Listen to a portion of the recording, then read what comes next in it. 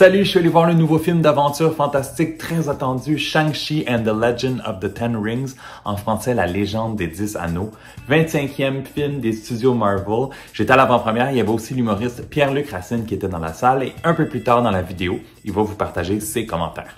Le film est réalisé par Destin Daniel Cretton qui avait réalisé Just Mercy en 2019.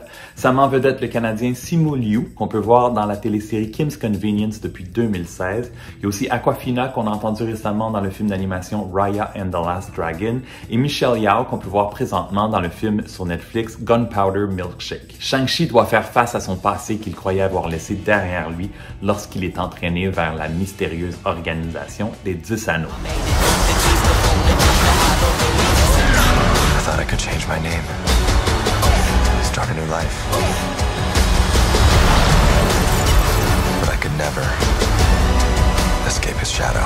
Premièrement, c'est très cool, c'est le premier film de l'univers Marvel qui met en vedette un personnage principal asiatique. Personnellement, j'ai capoté sur le premier tiers du film, la première scène de combat très chorégraphiée, aux allures de danse, aux influences de Crouching Tiger, Hidden Dragon, très cool. J'ai aussi adoré découvrir l'univers de Sean et Katie qui travaillent comme valets dans un parking. Simu Liu dans le rôle du personnage principal est vraiment excellent, humble, attachant. Awkwafina est la sidekick parfaite et complètement hilarante. Que dire de la scène de l'autobus? Pour vrai, c'est ma scène préférée du film. J'ai capoté. Les effets spéciaux, les combats, je n'aurais pris encore 15 minutes de plus. Vraiment impressionnant. J'ai aussi beaucoup aimé la scène de combat sur la façade de l'édifice à Macao. C'est très impressionnant visuellement.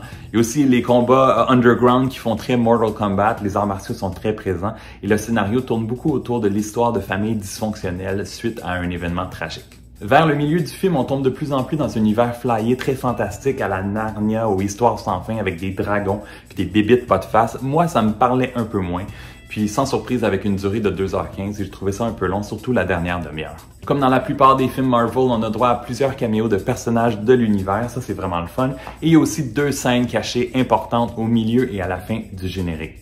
Toi de ton côté Pierre-Luc, qu'est-ce que t'en as pensé? Bonjour tout le monde, c'est Pierre-Luc Racine, le gars qui pose des blagues chaque jour sur Instagram, à commercial Pierre-Luc. Et Shang-Chi, premièrement, je dois dire que c'est le fun d'avoir un personnage racisé au cinéma. Ça arrive pas souvent, puis je vais en prendre. Deuxièmement, c'est drôle, Awkwafina est vraiment le fun. Dans le film de Disney, Raya and the Last Dragon, cette actrice-là est tellement pas drôle que c'est désagréable. Là-dedans, elle est le fun, c'est cool, ça fait du bien, j'ai ri pour de vrai, puis ça fait vraiment du bien. Troisièmement, c'est bien fait, puis c'est bien réussi au niveau visuel. Je trouve ça vraiment cool, puis c'est épatant. Quatrièmement, il souffre de beaucoup de problèmes des autres films de Marvel, c'est-à-dire que si tu as vu beaucoup de films de super-héros, la formule est pas mal là, le calque est un peu là, puis même que vers le dernier tiers, j'ai comme frappé un genre de mur de désintérêt à un moment donné, j'étais juste moins intéressé dans toute la proposition. Cependant, je cherche de bonne humeur.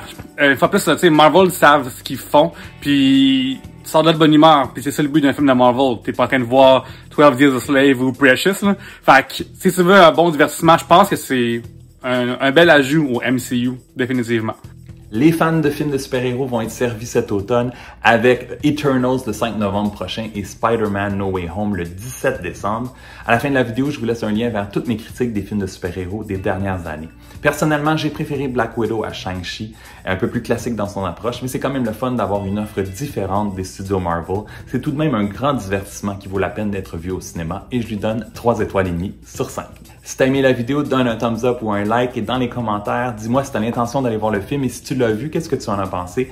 Tu sais que tu peux me suivre sur ma page Facebook, sur mon compte Instagram, sur mon compte Twitter et tu peux t'abonner à ma chaîne YouTube maintenant parce que dans les prochains jours, je vous reviens avec mes critiques des films Pat Patrouille et Cinderella disponibles sur Prime Video.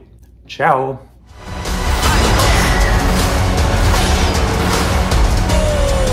My son, you can't run from your past.